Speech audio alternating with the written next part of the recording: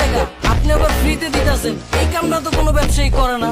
Loss করে তো কোনো ব্যবসায়ী বিক্রি করবো না। ভাই আপনি বহুত চালাক, আপনার চালাকি আমি কিন্তু ধরে লাইছি। শসার দামের ভিতরে লেবুর দামটা ঢুকায় দিছে, দুইটাই ডাবল দামে বিক্রি করতেছে। এলে ভাই ওই শসা কত, 200 না 300? ভাই শসার কেজি মাত্র 10 টাকা। কি কইলেন? শসার কেজি মাত্র 10 টাকা। কি কোন ভাই, শসার কেজি মাত্র 10 টাকা, লগে একটা লেবু ফ্রি দিতেছেন? ভাই আপনার মাথা মাথা ঠিক আছে নাকি? ভাই 1 কেজি শসার লগে একটা লেবু না, এক হালি লেবু ফ্রি।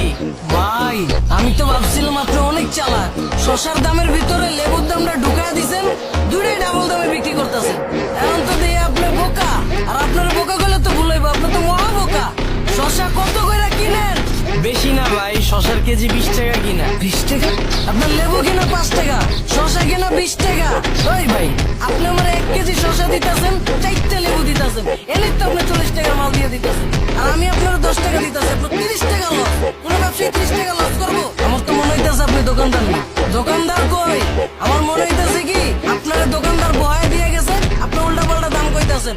রোজা রমজান মাস ভাই, আমি কারো ঠকাইতে পারবো না, দোকানদারটা ডাকতেন। ভাই এই দোকানটাও আমার, এই যে ব্যানটা দেখতেছেন এই ব্যানটাও আমার, আর এই ব্যানের উপরে যে এই যে তরকারি গুলা এগুলাও আমার, আর শসার লগে যে লেবু ফ্রি দিতেছি আপনার হিসাবে যে 30 টাকা লস, এনে আমার কোনো লস নেই ভাই।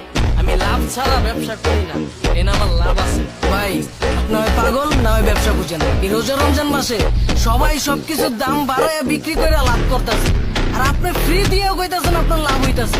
কেমনে লাভ হইতাছে আমার বুঝে এখন ভাই, আপনি চান না ভাই, লাভটা কেমন হইতাছে দেখো।